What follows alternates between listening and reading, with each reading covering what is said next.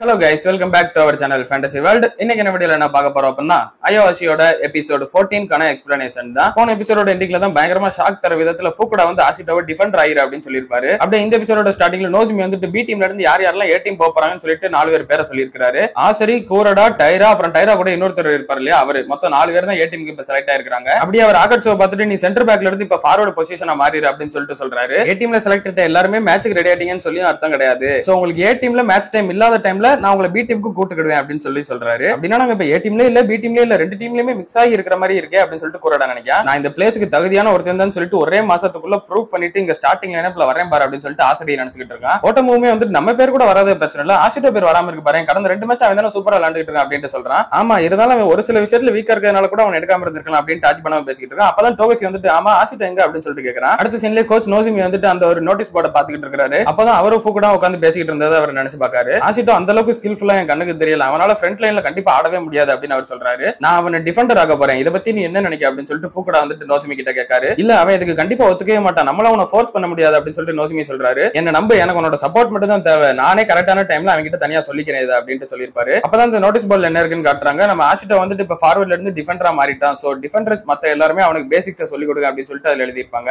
அவனோட team players எல்லாருமே இதை பார்த்துட்டு பயங்கர ஷாக்கோட இருக்காங்க. ஆஷிட்டோக்கு கோல் அடிக்கிறதுனால ரொம்ப பிடிக்கும், அவனை போய் இப்படி பண்ணி வச்சிருக்காங்களே அப்படின்னு ஓட்டமா கத்திட்டு இருக்கான். டோகசி வந்துட்டு நான் ஜாகிங் போயிட்டு வரேன் அப்படின்னு சொல்லிட்டு கிளம்புறான். கூடவே டாசி பண்ணவும் நானும் போறேன் அப்படின்னு சொல்லிட்டு போறான். ஓட்டமுமே வந்துட்டு ஆமா அந்த முட்டா பை கிட்ட போன் வேற கிடையாது, நான் தான் போய் தேடி கண்டுபிடிக்கணும் அப்படின்னு சொல்லிட்டு அவனும் போறான். அப்படியே கூரடா ஆசரி சொல்லிட்டு எல்லாருமே கிளம்பி ஓடுறாங்க. ஹானா வீட்டுல இருக்கும்போது அவளுக்குமே மெசேஜ் வந்திருக்கு, கைடோ தான் மெசேஜ் பண்ணிருக்கா. அடுத்து மறுபடியும் கோச் நோசுமியே காட்டுறாங்க. அவர் மறுபடியும் ஏதோ நினைச்சு பாக்குறாரு. ஃபர்ஸ்ட் நடந்த மேட்ச்ல எல்லாம் ஆஷிட்டோவை ஃபார்வர்டா தான் நம்ம ஃபுகுடா போட்டிருப்பாரு. என்ன நினைச்சிட்டு இருக்க, நீ தானே அவனை டிஃபெண்டர் ஆகணும்னு சொல்லிட்டு இருந்தா, அப்புறம் இப்ப அவனை ஃபார்வர்டா போட்டிருக்க அப்படின்னு சொல்லிட்டு நோசுமி கேட்பாரு. அவன் ஃபர்ஸ்ட் பேசிக்ல ஸ்ட்ராங் ஆகணும், அதுக்கப்புறமா தான் நம்ம அவனை டிஃபெண்டரா போட முடியும். சோ அது வரைக்கும் அவன் பிடிச்சதை நல்லா விளையாடட்டும், பேசிக்ஸ்ல ஸ்ட்ராங் ஆகட்டும் அப்படின்னு சொல்லிட்டு தான் ஃபுகுடா சொல்லுவாரு. அவன் இதுக்கு கண்டிப்பா ஒத்துக்க மாட்டான், நம்மளால அவனை ஃபோர்ஸ் பண்ண முடியாது அப்படின்ற மாதிரி அப்பயே நோசுமி அதான் சொல்லிட்டு இருக்காரு. அந்த டைம் தான் ஆஷிட்டோ வந்து அந்த விண்டோ பக்கத்துல இருந்து உட்கார்ந்திருப்பான். இப்போ இந்த சீன் எங்க லிங்க் ஆகுதுன்னு சொல்லிட்டு உங்களுக்கே தெரிஞ்சிருக்கும். ஆல்ரெடி இவங்க 2 பேரும் பேசிட்டு இருந்தது ஆஷிட்டோ கேட்டிருப்பா இல்லையா, அதை இவங்க 2 பேரும் பிளான் பண்ணி தான் பேசியிருப்பாங்க. நேரா ஃபுகுடா தான் நோசுமி காதுல வந்து மெதுவா சொல்லுவாரு, இங்க பாரு ஆஷிட்டோ இப்ப நம்ம விண்டோ பக்கத்துல தான் உட்கார்ந்திருக்கான், சோ நான் அவனை மோட்டிவேட் பண்ணணும்னு சொல்லி நினைக்கிறேன், நீ அவனை வந்துட்டு ஃபார்வர்டா ஆகவே முடியாதுன்ற மாதிரி சொல்லு, அவனுக்கு கேட்கிற மாதிரி சத்தமா அவன் எல்லாம் ஃபார்வர்ட் ஆகுறது ரொம்பவே கஷ்டம் அப்படின்ற மாதிரி சொல்லு, என்னை மன்னிச்சுக்கோ, இதுல அவன் உனைய கொஞ்சம் தப்பா தான் நினைப்பான், பட் இருந்தாலும் என்னை நம்பு, இது கண்டிப்பா நமக்கு ஒர்க் அவுட் ஆகும் அப்படின்னு சொல்லியிருப்பாரு. அதுக்கப்புறமா தான் நோசுமி அந்த மாதிரி சம்பந்தமே இல்லாம ஆஷிட்டோவை ஃபார்வர்ட் ஆடவே முடியாது அப்படின்னு சொல்லியிருப்பாரு. ஃபுகுடா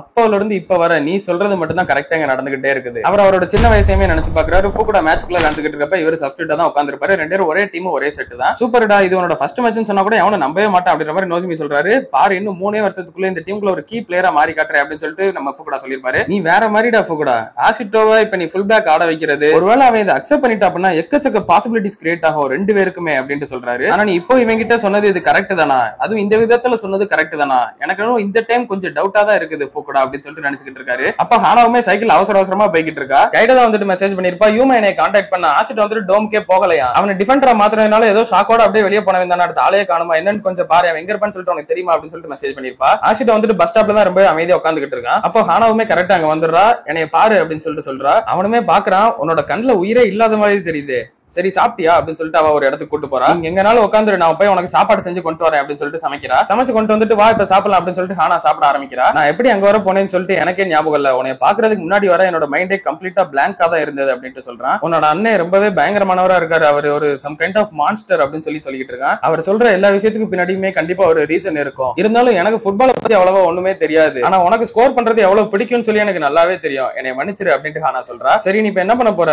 ஒருவேளை குவிட் பண்ண போறியா, அப்படி எதுவும் சொல்லிடாதப்பா அப்படின்னு சொல்லிட்டு கேக்குறா. ஆஷிட்டோமே சிரிச்சுக்கிட்டே, இல்ல நான் குவிட் பண்ண மாட்டேன், நான் தான் வெளியே போக முடியாது, என்ன மன்னிச்சிருக்கா, நான் எனக்காக தான் நீ இவ்வளவு ஃபுட் பண்ணிருக்கேன்னு சொல்லிட்டு தெரியும், ஆனா நான் இப்ப ஃபுல்லா இருக்கேன், எனக்கு எதுவும் வேணாம் அப்படின்ட்டு சொல்றான். நான் ஒரு டிஃபெண்டர் அப்படின்னு சொல்லிட்டு மெதுவா அவனுக்குள்ளே அவன் சொல்லிக்கிட்டே இருக்கிறான். நேரம் ஹானா டக்குன்னு போன் எடுத்து அவன் காதுல வச்சிடறா, ரிங்கு போகுது. ஆனா நீ என்ன பண்ணிக்கிட்டு இருக்க அப்படின்னு சொல்லிட்டு அவனுக்கு புரியாம கேட்கறான். அந்நேரம் போனை யாரோ அட்டன் பண்றாங்க. அட்டன் பண்ணிட்டு ஹலோன்னு சொல்றதுலேயே தெரிஞ்சு போச்சு ஆஷிட்டோக்கா அவங்க அம்மா தான்ட்டு. ஹானா அவனை எத்தனை வாட்டி லேட் நைட்ல கால் பண்ணாதன்னு சொல்லியிருக்கேன் அப்படின்னு அவங்க அம்மா சொல்றாங்க. இவன் ஒண்ணுமே பேசாம இருக்கிறத பார்த்துட்டு ஹானா எதுவும் பிரச்சனை அப்படின்னு சொல்லிட்டு கேட்கறாங்க. அப்ப ஆஷிட்டோ எதுவுமே பேசல, ஆனா லைட்டா மட்டும் வாய் அசைக்கிறான். அதை வச்சு அவங்க அம்மா கண்டுபிடிச்சாங்க ஆஷிட்டோ இது நீ தானே அப்படின்ட்டு. இவனாலும் எதுவுமே பேச முடியல, வார்த்தையே வரல, அப்படியே அமைதியா இருக்கிறான். அவங்க அம்மாவுமே புரிஞ்சுக்கிறாங்க, நீ ரொம்பலாம் கஷ்டப்படாத, உனக்கு ஏதாவது சரியா போகாத மாதிரி மாதிரி இருந்தது அப்படின்னா நீ உடனே இங்க வந்துரு, எதுவும் பிரச்சனை இல்லை, நான் இங்க பாத்துக்கிறேன் அப்படின்ட்டு சொல்றாங்க. அவனுமே ரொம்ப நேரம் யோசிச்சுக்கிட்டே இருக்கிறான். இல்லம்மா எதுவும் ஆகல, நான் இங்க நல்லா தான் இருக்கேன், நீங்க என்னை பத்தி யோசிக்காதீங்க அப்படின்னு சொல்றான். ஓகே குட் நைட் அப்படின்னு சொல்லிட்டு அவங்க அம்மா போன் வச்சிடறாங்க. எனக்கு புரியுது உன் மேல எவ்வளவு பெரிய ரெஸ்பான்சிபிலிட்டி இருக்குது, நீ எவ்வளவு பிரஷர் ஃபீல் பண்றேன்னு சொல்லிட்டு, ஆனா அதுக்காக ஒண்ணு உங்ககிட்ட ஒரே ஒரு ஆப்ஷன் தான் இருக்குது, இதை விட்டுட்டு என்னால போகவே முடியாது அப்படின்ற மாதிரி எல்லாம் பேசாத, நீ என்ன பொசிஷன் லேண்டாலும் ஸ்டில் அதுவுமே ஒரு ஃபுட்பால் தானே அப்படின்னு சொல்லிட்டு ஹானா சொல்றா. எனக்கு இப்போ பசிக்குது,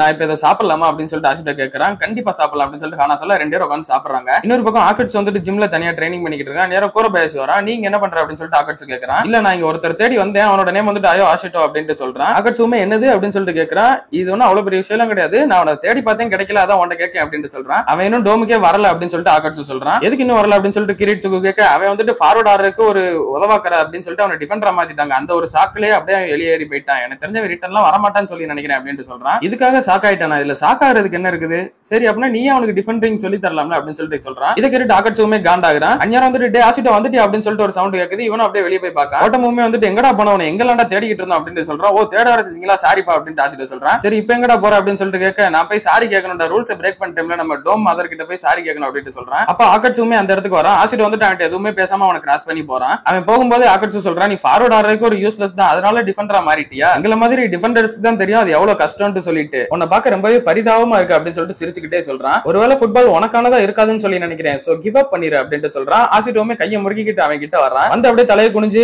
உங்களுக்கு டிஃபெண்டிங் நல்லா தெரியும்ல, உங்ககிட்ட இருக்கிற எல்லாத்தையுமே எனக்கும் சொல்லிக் கொடுங்க, நான் உங்ககிட்ட டிஃபெண்டிங் கத்துக்கிறேன் அப்படின்னு சொல்றான். இதை பார்த்துக்கிட்டு இருந்த எல்லாருமே பயங்கர ஷாக்கா போச்சு. கோச் நோசுமியுமே அந்த இடத்துல வந்துடுறாரு. அந்த டைம்ல கூரபாயாஷியுமே அங்க வந்துடுறான். சோ இவங்க நிறைய பேசிக்கிட்டு இருக்காங்க, இப்போயே நம்ம வேற என்னைக்காவது வந்து பாப்போம், அண்ட் இந்த மீல் பிளான வேற யார் ரெடி பண்ணான்னு சொல்லி தெரியல, அதுதான் கேட்கணும்னு வந்து அப்படியே நினைச்சுக்கிட்டு இருக்கான். இப்ப ஆஷிட்டோ வந்துட்டு அவனோட ரூமுக்கு வந்துடுறான். டோசி வந்துட்டு என்ன மச்சான் கண்ணம் சமந்து போயிருக்கு அப்படின்னு கேட்கறான். ஒன்னும் இல்லடா, ரூல்ஸ் பிரேக் பண்ணிட்டேன்னு சொல்லிட்டு டோம் மதர் என்னை அடிச்சு பறக்க விட்டாங்கடா அப்படின்னு ஆஷிட்டோ சொல்லிட்டு இருக்கான். சரி நீ இப்ப ரெடியா இருக்கிறியா அப்படின்னு சொல்லிட்டு டோசி கேட்கறான். எதுக்கு ரெடியா இருக்கிறியா, ஆமா இப்ப நீ டிஃபெண்டர் ஆயிட்ட, என்னை தவிர வேற யாரும் உனக்கு டிஃபெண்டிங் சொல்லி தருவா, நான் தானே சொல்லி தரணும் வா அப்படின்னு சொல்றான். அந்த டைம்ல ஆசிரியமே வந்துட்டு எனக்கு தெரிஞ்சது உனக்கு சொல்லி தரேன் அப்படின்னு சொல்றான். என்னது நீ எனக்கு சொல்லி தரப்படியா அப்படின்னு சொல்லிட்டு ஆஷிட்டோ கேட்கறான். ஆமா நான் வேற இப்ப ஏ டீமுக்கு போக போறேன், சோ இது என்னோட ஃபேர்வெல் கிஃப்டா வச்சுக்கோ, எனக்கு தெரிஞ்ச உனக்கு சொல்லி தந்துட்டு போறேன் அப்படின்னு சொல்றான். ஆனா இவனுக்கும் டோசிக்கும் ஏதோ பரம்பரை பக போல 2 பேரும் சரியா பேசிக்க மாட்டேங்க. நான் ஒன்னும் கூரடாவோ இல்ல டாக்கிசிமாவோ கிடையாதுடா, உங்க ரூம்குள்ள வரலாமா அப்படின்னு சொல்லிட்டு கேட்டுட்டு தான் வரான். எனக்கு சொல்லி தர வந்ததுக்கு உங்க 2 பேருக்குமே ரொம்ப தேங்க்யூடா அப்படின்னு சொல்லிட்டு ஆஷிட்டோ சொல்றான். ஃபர்ஸ்ட் உனக்கு சஃபல்னா என்னன்னு சொல்லிட்டு தெரியணும், அதுக்கான மீனிங் தெரியல அப்படின்னா உன்னால கண்டிப்பா ஃபுட்பால் விளையாடவே முடியாது அப்படின்னு சொல்லிட்டு டோசி சொல்றான். சோ சஃபல்னா என்ன அப்படின்னா, இப்ப கன்சிடர் பண்ணிக்கோ 4 டிஃபெண்டர்ஸ் பின்னாடி இருக்காங்கன்னு வச்சுக்கோயேன், அதுல ஒரு ஃபுல் பேக் சப்போஸ் முன்னாடி போயிட்டான் அப்படின்னா அந்த ஒரு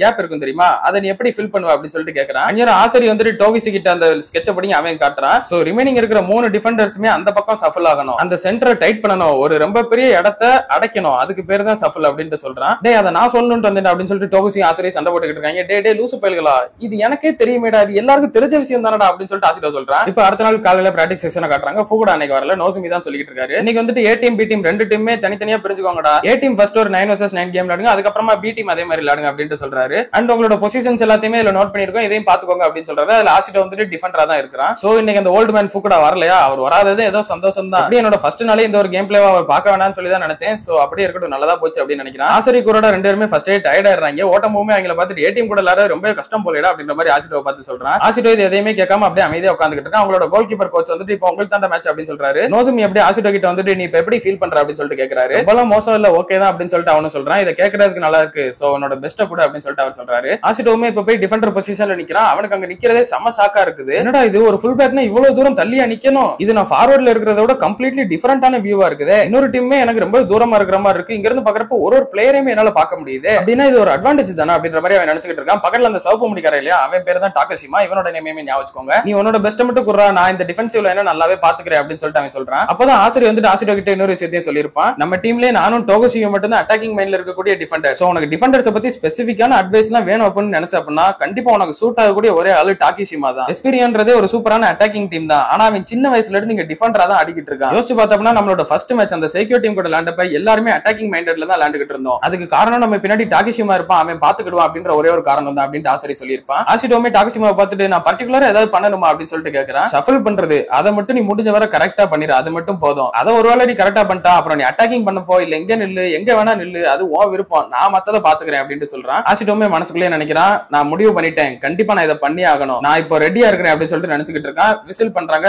மேட்சுமே ஸ்டார்ட் ஆகுது. அப்படியே கட் பண்ணி இதோட இந்த ஒரு எபிசோட முடிக்கிறாங்க. ஆஷிட்டோ அவனோட டிஃபெண்டிங் ஸ்கில்ஸை எப்படிலாம் இம்ப்ரூவ் பண்றன்றதை அடுத்த எபிசோட்ஸ்ல நம்ம பார்க்கலாம். அதுல நீங்க தொடர்ந்து பார்க்கணும்னு நினைச்சீங்க அப்படின்னா மறக்காம நம்ம சேனலை சப்ஸ்கிரைப் பண்ணி சப்போர்ட் பண்ணுங்க. அப்படி இந்த எபிசோட் பிடிச்சிருந்தா மறக்காம ஒரு லைக்கையும் போட்டு போயிருங்க. நான் உங்களை இன்னொரு நல்ல வீடியோல மீட் பண்றேன். Bye guys.